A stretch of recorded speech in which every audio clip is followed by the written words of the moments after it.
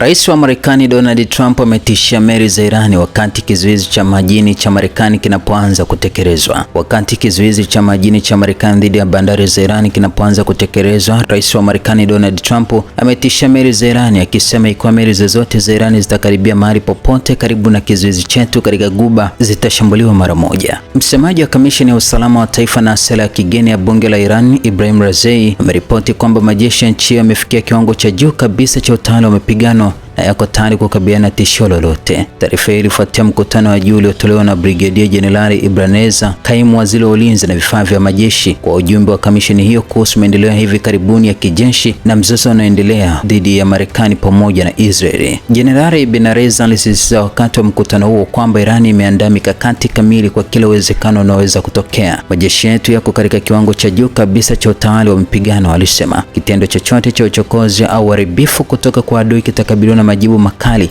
na ya kujutia. Kulingana na ripoti hiyo, morali ya askari iko juu katika kiwango cha juu sana kufuatia operesheni za hivi karibuni. Maafisa walibainisha kwamba hatua zote muhimu zimechukuliwa ili kulinda uhuru wa eneo la Iran katika nyanja na maeneo mbalimbali ya operesheni.